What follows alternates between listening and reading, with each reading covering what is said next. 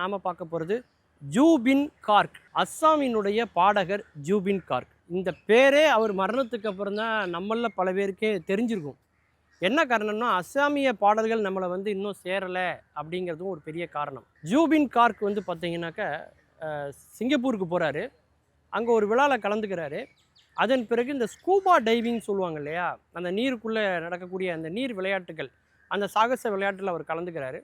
அப்போது அதில் மூச்சு திணறி அவர் இறந்துடுறார்.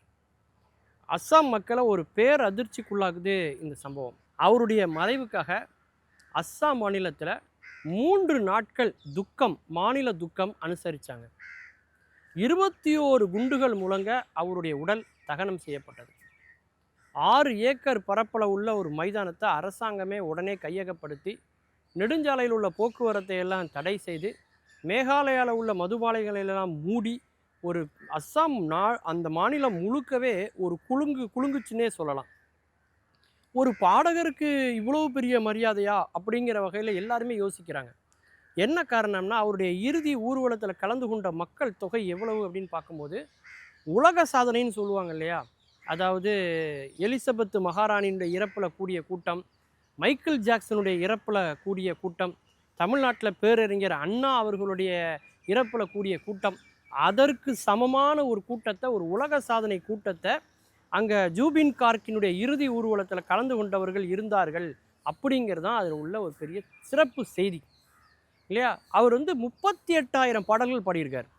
அவர் ஹிந்தி, பெங்காலி, கர்நாடகம், பல வட இந்திய மொழிகள், வட இந்திய கிளை மொழிகள், ஆங்கிலம் எல்லாத்துலேயும் பாடியிருக்கார். தமிழில் கூட 2 பாட்டு பாடியிருக்கார். குத்துன்னு ஒரு படத்துலையும், உற்சாகம்னு ஒரு படத்துலையும் பாட்டு பாடியிருக்கார்.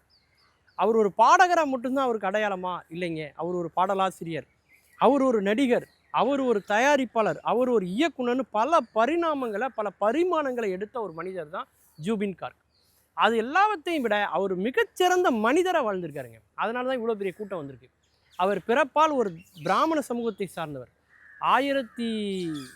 1972 அவர் பிறக்கிறாரு. மேகாலயாவில் பிறக்கிறாரு. சின்ன வயசுலேருந்து அவர் இசையின் மேலே ஒரு ஆட்டம். அவங்க தாயார் இடத்துல தான் இசை கற்றுக்கிறாரு. அதற்கு பிறகு ஒரு 16 வயசில் முறையாக ஒரு குருவிடத்தில் போய் அவர் இசையை கற்றுக்கிறாரு. தபேலா இசையை வாசிக்கிறாரு. அதன் பிறகு மேற்கத்திய இசை அதெல்லாம் அவர் போனாலும் கூட, அவருடைய இறுதி ஊர்வலத்தில் பார்த்தீங்கன்னா, மாயா பினின்னு சொல்லக்கூடிய அவருடைய பிரபலமான ஒரு பாடல், அந்த பாடல் ஒளிபரப்பு செய்யப்பட்டு அவருக்கு எல்லா மக்களும் பிரியா விடை கொடுத்தாங்க அப்படின்னு சொல்லலாம். என்ன காரணம்னா, அவர் மிகச்சிறந்த மனிதராக இருந்திருக்கார். எந்த ஜாதிய சிந்தனையும் அவர்கிட்ட இல்லை, எந்த மத ரீதியான சிந்தனையும் இல்லை. எல்லோருக்கும் பொதுவான ஒரு மனிதனாக அவர் வாழ்ந்திருக்கிறார்.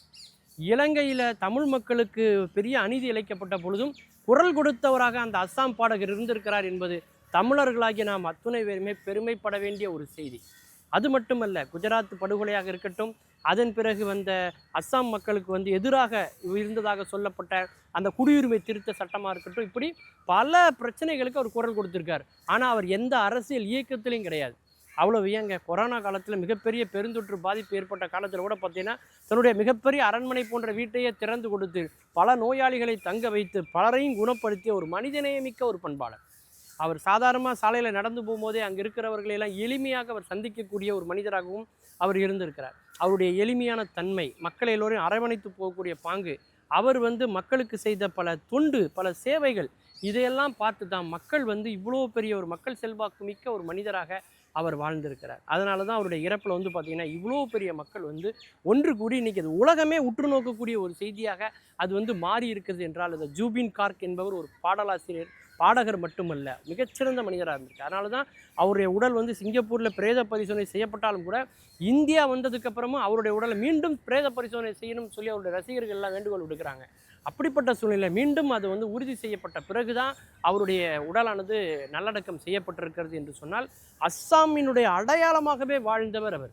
அஸ்ஸாமினுடைய கலை, பண்பாடு, கலாச்சாரம், இது எல்லாவற்றையும் வெளிப்படுத்துகிற வகையில் அவருடைய அனைத்து பாடல்களும் இருந்திருக்கிறது. அப்படிப்பட்ட ஒரு பாடகர் தான் ஜூபின் கார்க்.